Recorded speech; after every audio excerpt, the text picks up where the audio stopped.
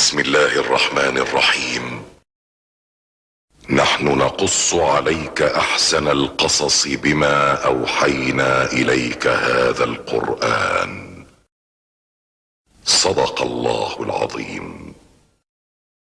Dengan menyebut nama Allah yang Maha Pengasih lagi Maha Penyayang, kami menceritakan kepadamu kisah yang paling baik dengan mewahyukan Al-Quran ini kepadamu. Maha benar Allah dengan segala firman-Nya.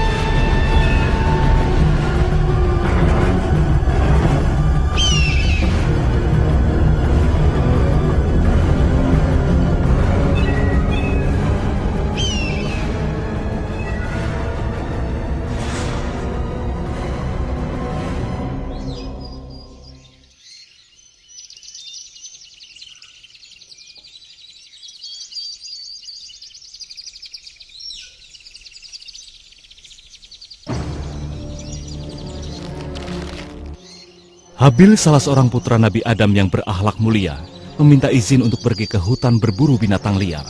Adam tahu akan bahaya yang mungkin terjadi. Ia merasa takut akan keselamatan putranya. Tetapi akhirnya, setelah Habil terus membujuk, Adam mengizinkan dengan syarat Habil segera kembali ke rumah sebelum hari menjadi gelap. Demikianlah, karena merasa gembira dengan pengalaman berburu pertamanya, Habil pun berangkat pagi-pagi sekali.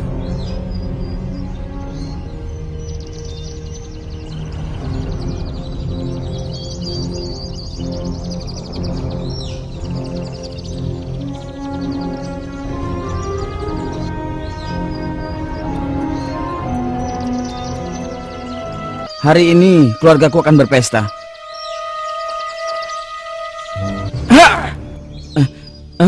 Mana buruannya ya?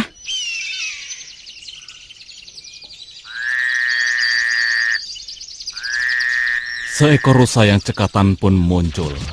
Tetapi ada yang aneh. Rusa itu tetap tenang dan tidak takut sama sekali. Seolah-olah ia tengah menunggu kedatangan seseorang. Salam wahai temanku yang cantik. Habil pun segera mengejar buruannya.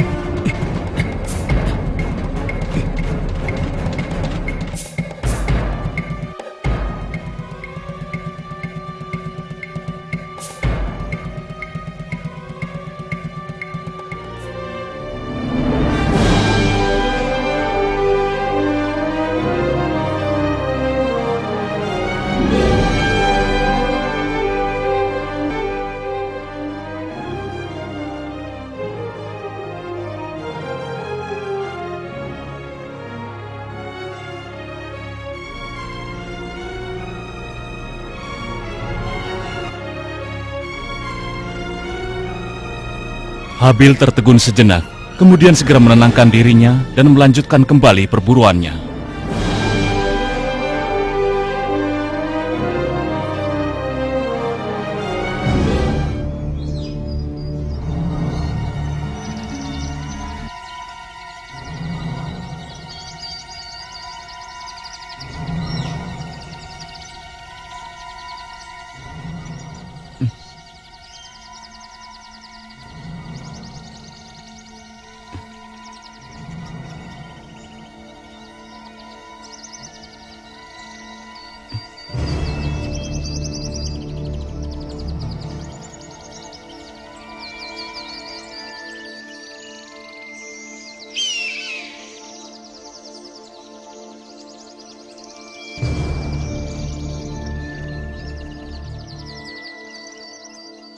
Dengan kehebatan dan keahlian seorang pemburu yang berpengalaman, Habil segera menemukan buruannya. Habil bisa merasakan jantungnya berdebar semakin cepat dan tangannya mulai bergetar. Dia bisa merasakan ketakutan rusa tersebut ketika ia semakin mendekat. Walau begitu, ini adalah perburuan pertamanya, dan ia ragu apakah ia memiliki keberanian untuk memukul mati hewan secantik itu. Habil terus memburu, dan rusa itu dengan ketakutan mundur menjauhi Habil.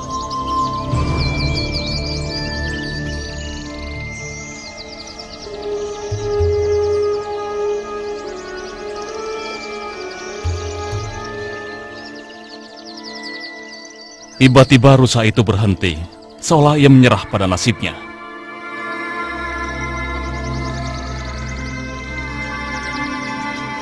Habil sudah benar-benar siap untuk menyerang. Namun dia kembali tertegun ketika melihat anak rusa itu muncul.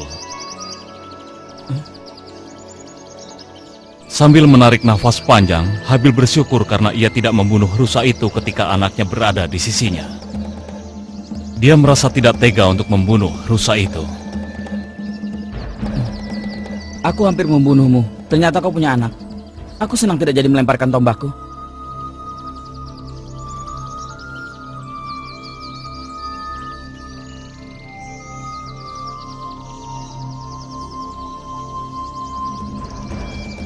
Hampir saja aku membuat anakmu menjadi piatu. Hampir saja.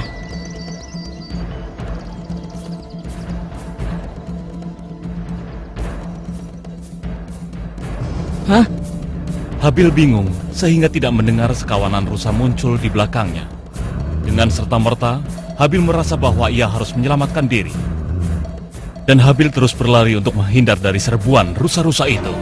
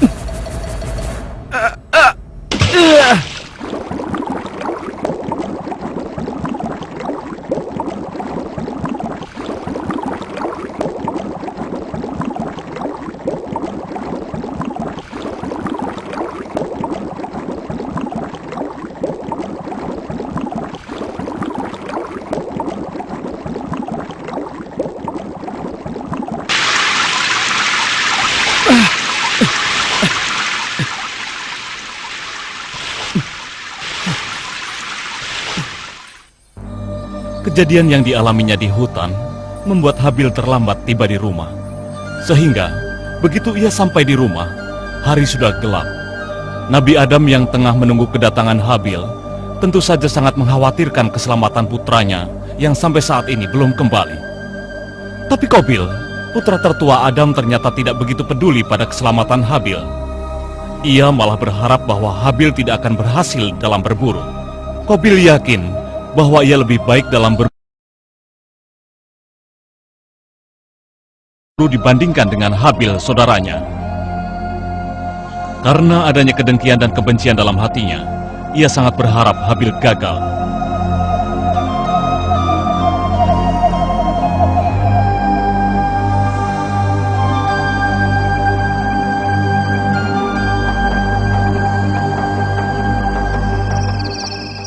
Akhirnya kau kembali juga.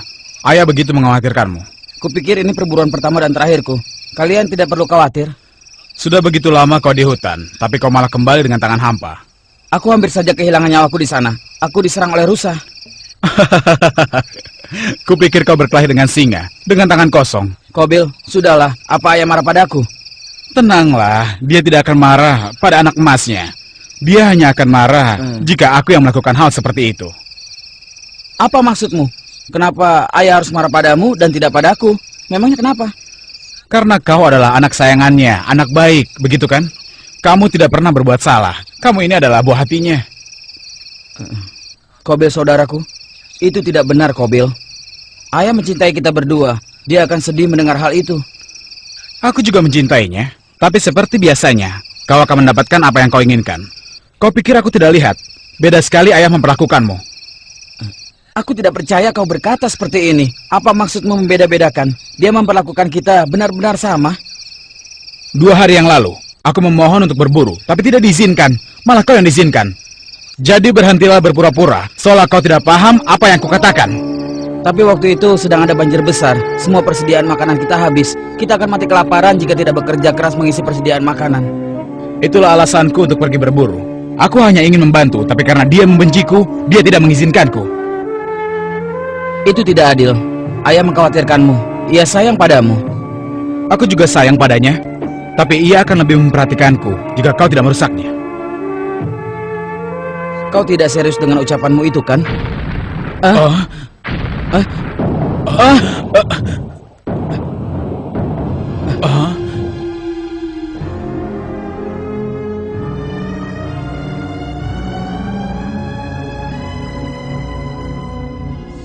Sebaiknya kita segera pergi sebelum ayah mengkhawatirkan kita berdua.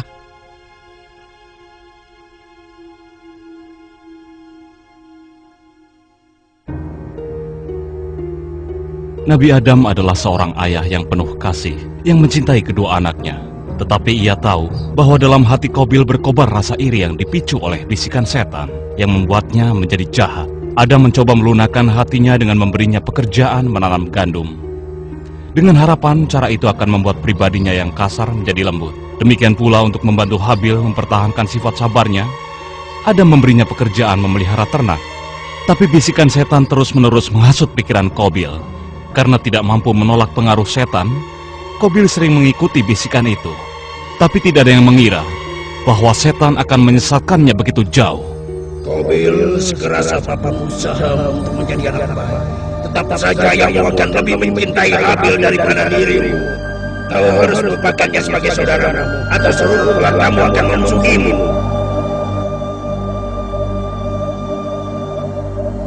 Suatu hari, Nabi Adam memanggil putra-putranya dan memberitahu mereka supaya berkurban sebagai tanda syukur kepada Allah. Ini merupakan ujian untuk melihat siapakah di antara mereka yang terbaik dalam berkurban. Kedua putranya harus meninggalkan sebagian hasil kerja keras mereka di atas bukit yang telah ditentukan. Tanpa ragu, Habil pun memilih domba terbaiknya. Dengan senang hati kuberikan semua yang kupunya kepada Allah, karena ialah yang mengkaruniakan semua yang aku punya. Sayangnya, Kobil tidak mempunyai cara berpikir yang sama. Kenapa aku harus memberikan tanaman terbaikku? Padahal, aku telah bersusah payah menanamnya. Tapi, kalau aku tidak memberikan apa-apa, ayah akan menyebutku zalim. Aku pikir, kalau aku meletakkan buah-buahan busuk, pasti tidak akan ada yang tahu. Dan ayah pasti tidak akan meremehkanku lagi. Ternyata akalku ini cerdik juga ya. Kobil pun sampai ke bukit tempat meletakkan kurban. Saat itu suara hatinya mengatakan bahwa apa yang dilakukannya itu salah. Dan ia hampir saja mengurungkan maksud buruknya. Kobil tidak tahu bahwa Allah melihat segala tindakannya dan mengetahui niat jahat dalam hatinya. Akhirnya ia pun melanjutkan meletakkan buah-buahan busuk tersebut.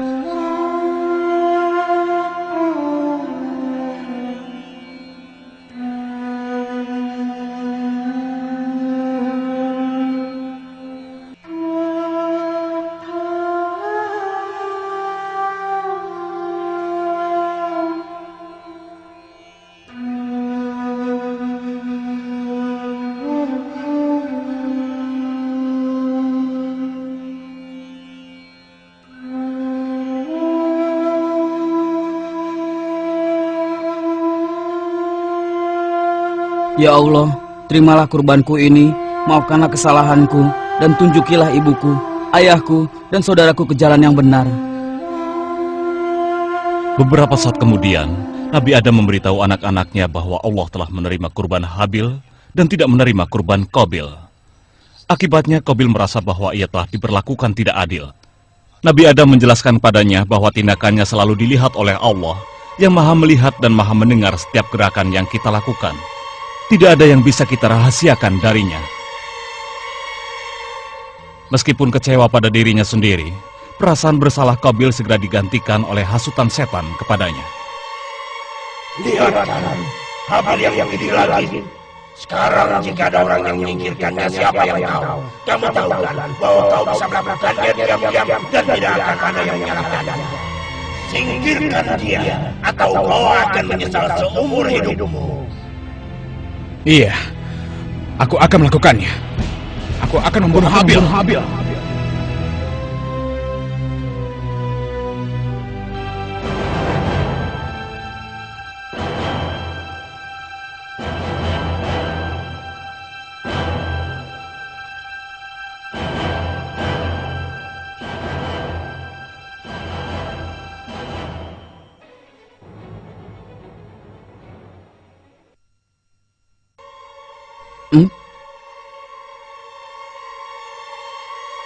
Kenapa kau diam saja? Atau kau masih kesal dengan apa yang telah terjadi? Katakan. Sekarang aku akan membunuhmu. Hah? Membunuhku? Qabil, itu tidak lucu. Jangan bercanda. Lalu kenapa kau membawa batu di tanganmu? Katakan. Seharusnya dari dulu kau sudah kusingkirkan. Apa yang kau ucapkan? Kita ini putra Nabi yang agung. Kita bersaudara. Saudaraku, apa kau sudah lupa hal itu? Kalau kita besar bersama-sama, lalu kenapa kau tega ingin membunuhku? Saudara, kau bukan saudaraku. Kau adalah musuh terbesarku. Aku sudah muak karena kau memperlakukanku seperti orang bodoh. Aku tidak mengerti. Yang bisa aku lakukan hanyalah menjadi saudara terbaik.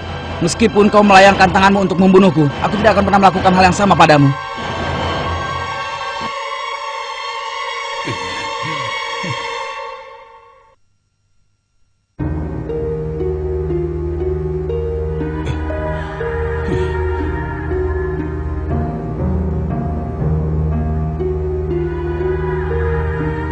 Sial!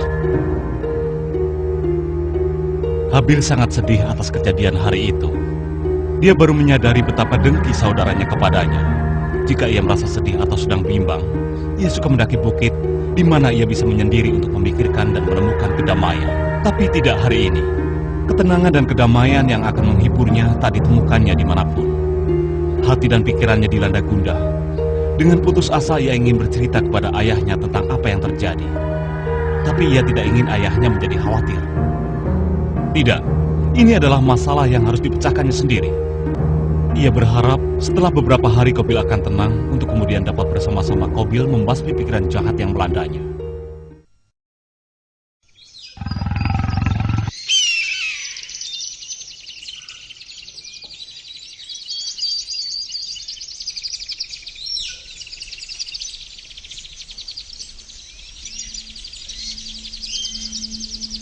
Kau mendengar sesuatu, Qabil?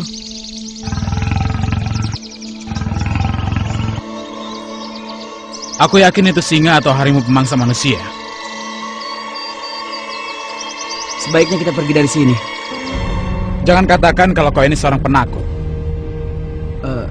Baiklah, tapi ini saat yang tepat untuk pergi sebelum semuanya terlambat.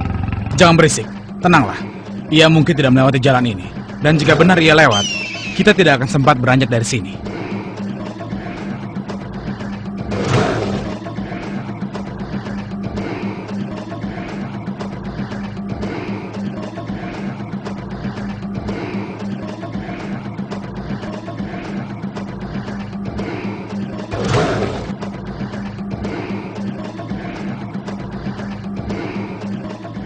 Sekarang kurasa kita harus pergi ke tempat yang lebih tinggi sebelum binatang itu menerkam kita.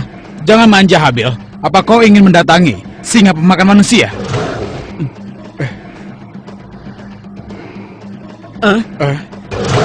Seekor macan tutul.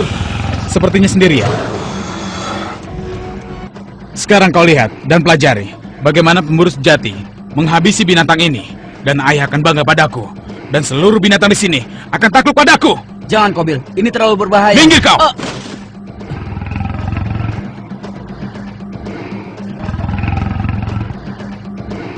Jadi kau berani mengikutiku?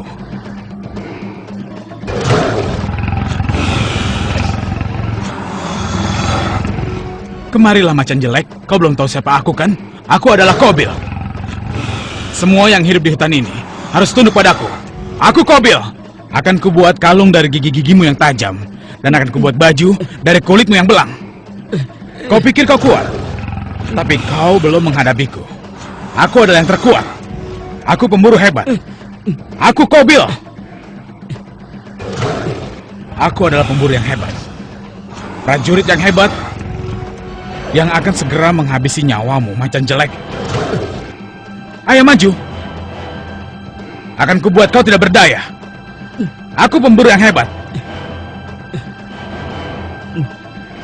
Majulah kau, macan jelek. Habil. Habil, tolong aku. Singkirkan macan ini. Aku tidak ingin mati, Habil. Tolong aku. Tolong aku, Habil. Habil, tolong aku. Tolong aku. Habil. Mati kau macan!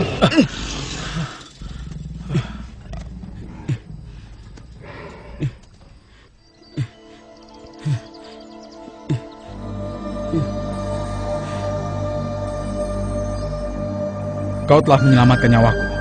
Suatu hari akan kubalas jasamu. Jangan bilang pada ayah. Baiklah, aku tidak akan mengatakannya.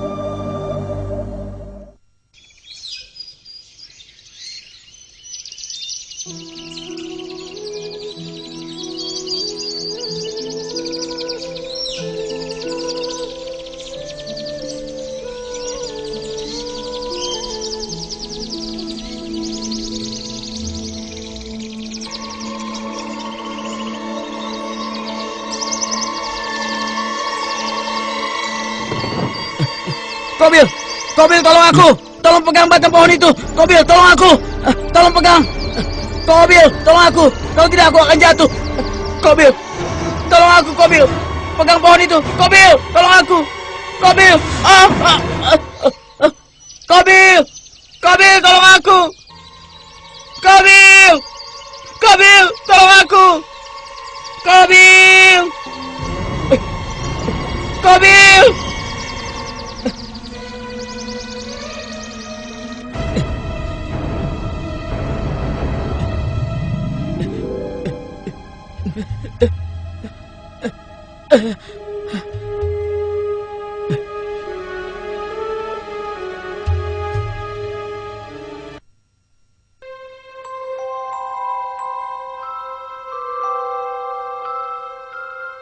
Qabil, kenapa tidak mau menolongku?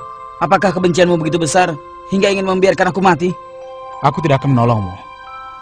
Aku pikir kau bisa dapat pelajaran jika bisa menyelesaikan masalahmu ini. Kupikir kau bisa. Tapi aku sudah pernah menghadapi masalah yang lebih buruk dari ini. Kalau kau tidak ingin membantuku, apa gunanya? Berhenti merengek. Jika jatuh, kau tidak akan terbunuh. Aku selalu berusaha membantumu jika kau membutuhkanku. Kenapa kau tidak melakukan hal yang sama untukku? Setiap hari, aku selalu berdoa pada Allah untuk membantumu berpaling dari pikiran jahat tentang aku. Kau tidak menyadarinya. Kau bilang apa? Apa salahku? Jika aku pernah melakukan sesuatu yang menyakiti atau membuatmu kesal, seharusnya kau katakan saja padaku. Beri aku kesempatan untuk memperbaiki kesalahanku. Aku ingat saat-saat bahagia kita, ketika kita masih sangat muda. Sekarang segalanya berubah. Kenapa? Apa sudah kau katakan pada ayah apa yang terjadi kemarin? Lupakan kemarin. Sekarang aku ingin membicarakan yang akan kita hadapi saat ini. Lupakanlah. Aku tidak percaya kau tidak mengatakannya. Karena itulah kesempatan terbesarmu untuk membuatnya mencintai dirimu sendiri. Membuatnya mencintai diriku? Kenapa kau bicara seperti itu? Ayah mencintai kita berdua. Kau pikir kurbanmu tidak diterima karena dia tidak mencintaimu? Dia telah menjelaskan bahwa ini adalah ujian dan pelajaran untuk masa yang akan datang. Tidakkah kau lihat kalau ia ingin agar kita bahagia? Bahagia katamu? Lalu kenapa aku selalu diberikan pekerjaan yang keras, sedangkan kau diberi pekerjaan yang begitu mudah? Qabil, jika kau ingin bertukar pekerjaan, kau boleh menggantikanku kalau itu membuatmu senang. Aku tidak keberatan kalau itu maumu. Semua itu ayah yang memutuskannya. Kau bisa mendapatkan pekerjaan yang mudah karena kau anak sayangannya. Sedangkan aku apa? Yang aku inginkan tidak pernah dipikirkan oleh ayah. Kalau memang yakin tentang itu, kenapa kau tidak mengutarakan perasaanmu padanya? Kenapa kau harus mengeluh? Apa gunanya? Ayah tidak pernah punya waktu untukku. Sudahlah.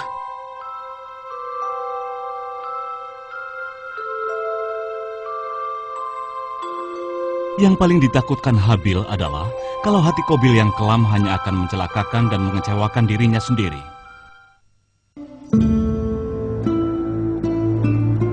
Setiap malam ia dihantui oleh kematian dan ketakutan dalam mimpinya.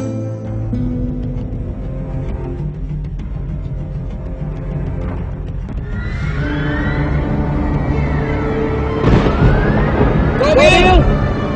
Qabil! Apa kau bisa mendengarku?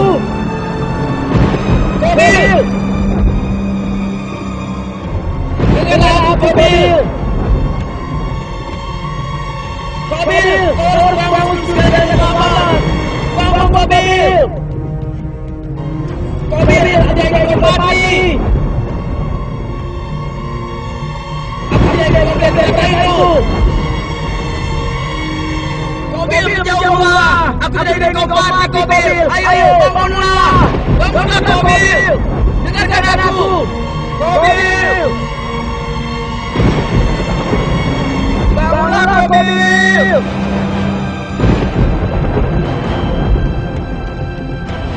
Qabil! Aku tidak ingin kau mati, Qabil! Qabil!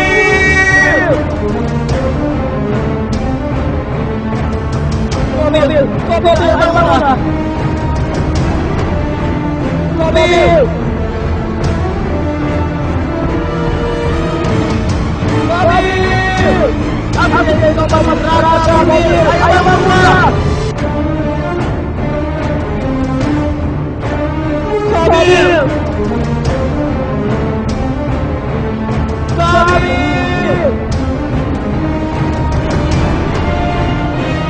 Qabil! Qabil! Qabil!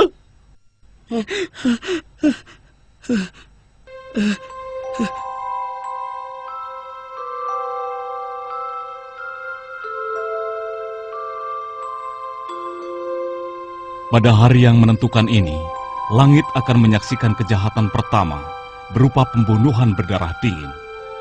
Hari ini, seorang kakak akan tanpa ampun melenyapkan kehidupan saudaranya tanpa alasan.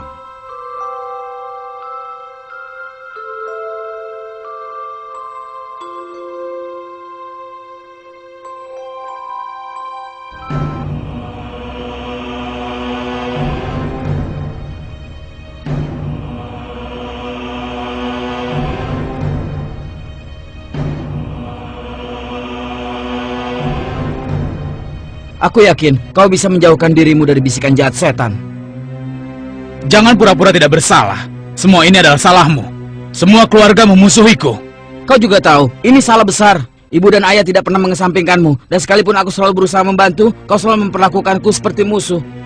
Itu karena kau sudah menghasut semua orang, agar mereka berpikir bahwa kau ini orang suci. Padahal aku tahu kau adalah pembohong. Jika orang bisa melihatmu, kurbanku akan diterima. Aku melihat kurbanmu, semuanya busuk.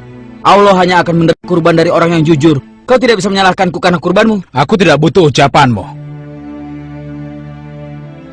Aku benar-benar tidak membutuhkan itu. Aku sangat benci pada dirimu. Kau tidak membenciku, Qabil. Kau hanya membenci dirimu sendiri. Kau mau tahu, bila kau mati, aku akan tentram.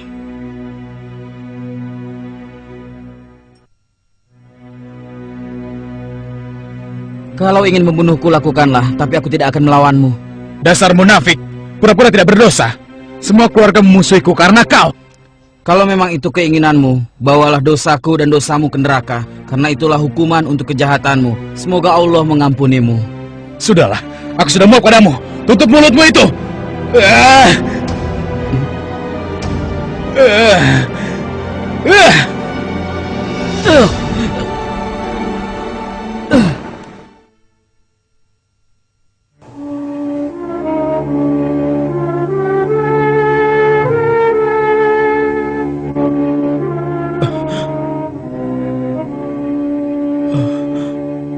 Ya Allah, apa yang sudah kulakukan?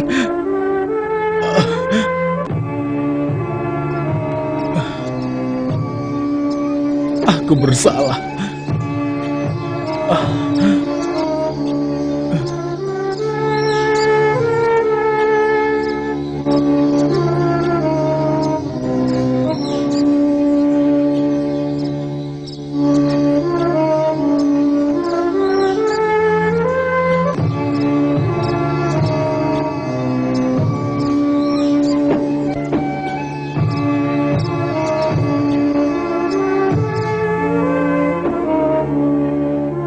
Penyebab rasa iri Qabil yang membabi buta telah pergi selamanya.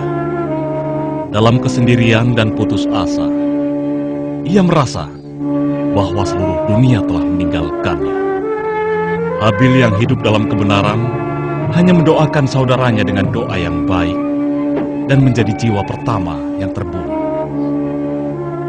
Cahaya kebaikan telah tercermin dalam diri Habil, sedangkan gelapnya kejahatan ada dalam diri Qabil.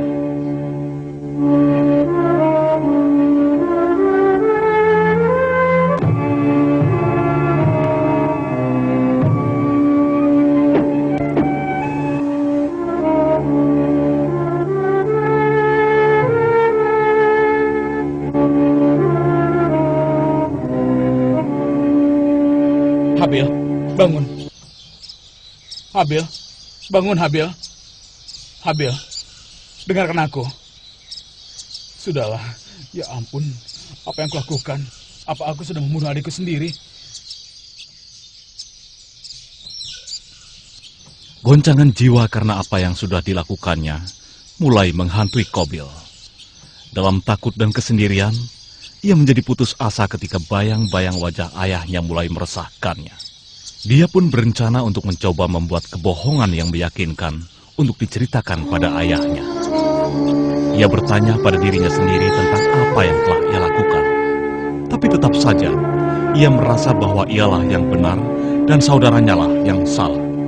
Saat ini menyembunyikan mayat adiknya adalah hal terpenting baginya.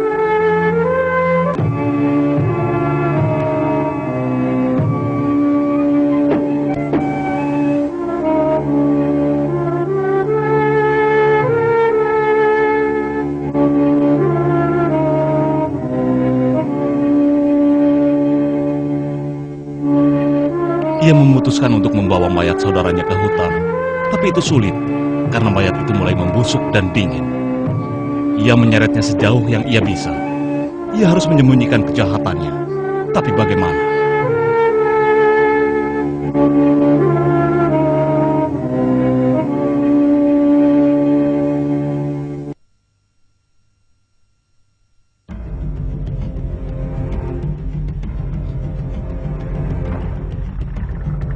Biasanya malam menyembunyikan keindahannya ketika telah menjelang. Tapi malam ini, isi hutan seolah berteriak memaki Qabil, terus-menerus menyebutnya seorang pembunuh.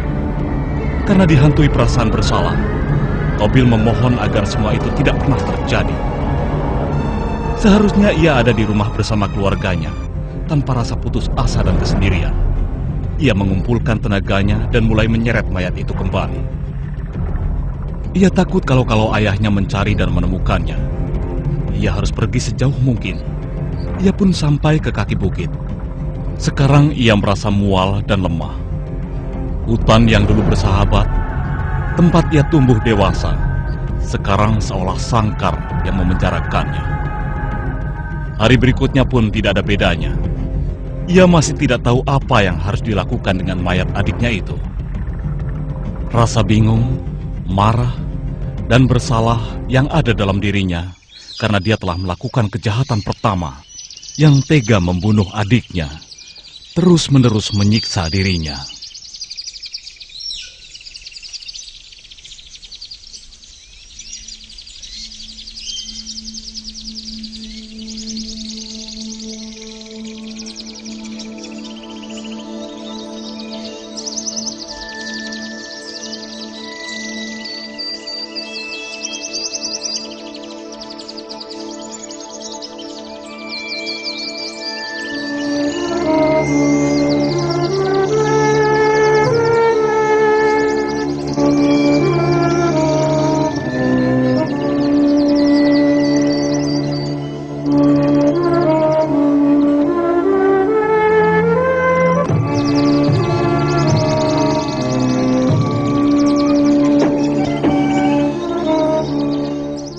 Ya Allah, betapa bodohnya aku, sehingga perlu seekor burung gagak untuk menunjukkan caranya.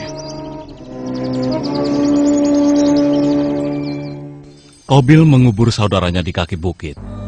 Ia lega sekaligus sedih karena harus meninggalkan saudaranya sendiri. Ia tahu bahwa ia tidak akan pernah bisa pulang lagi dan telah kehilangan saudara maupun keluarganya. Jika ia kembali, penjelasan apa yang bisa diberikannya pada ayahnya? Ia harus pergi. Hanya itu cara yang masuk akal. Ia mencoba membenarkan apa yang telah terjadi. Mula-mula ia mengakui bahwa Habil adalah orang yang saleh. Tapi ia merasa bahwa Habil bersalah dan pantas mati.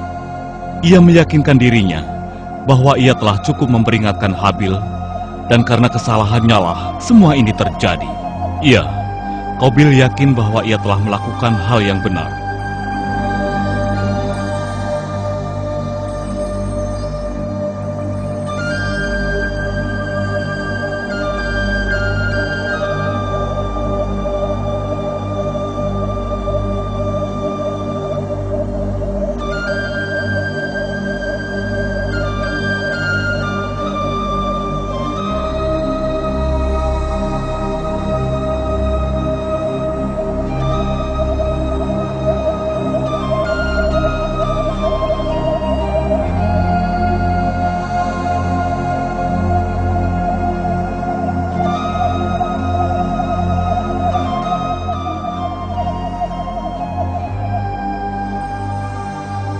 Karena dibutakan oleh kesombongannya, ia menolak bertanggung jawab atas perbuatan jahatnya. Qabil pergi jauh dari rumahnya, jauh dari kemungkinan ditemukan oleh ayahnya lagi. Qabil adalah orang pertama yang melakukan pembunuhan, dan perbuatan ini telah diwariskannya pada sejarah manusia.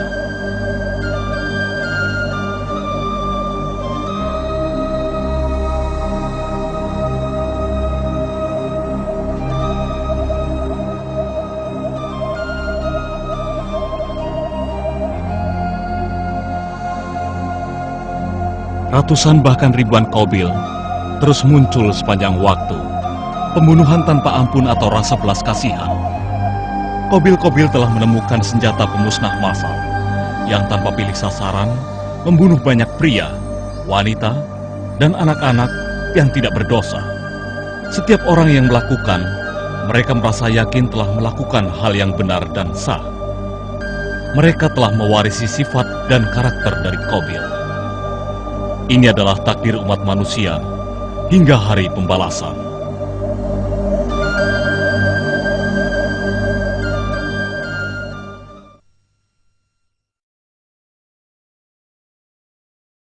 Bismillahirrahmanirrahim. واتل عليهم نبأ ابني آدم بالحق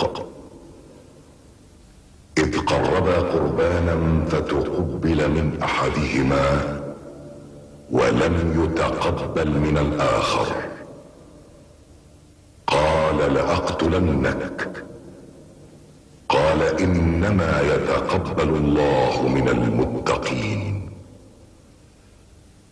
لئن بسطت إلي يدك لتقتلني ما أنا بباسط يدي إليك لأقتلك إني أخاف الله رب العالمين Sadaqallahul Azim. Dengan menyebut nama Allah yang Maha Pengasih lagi Maha Penyayang, ceritakanlah kepada mereka kisah kedua putra Adam, Habil dan Qabil, menurut yang sebenarnya. Ketika keduanya mempersembahkan korban, maka diterima dari salah seorang dari mereka berdua, Habil, dan tidak diterima dari yang lain, Qabil. Qabil berkata, "Aku pasti membunuhmu." Berkata Habil, "Sesungguhnya Allah hanya menerima korban dari orang-orang yang bertakwa." Maha benar Allah dengan segala firman-Nya.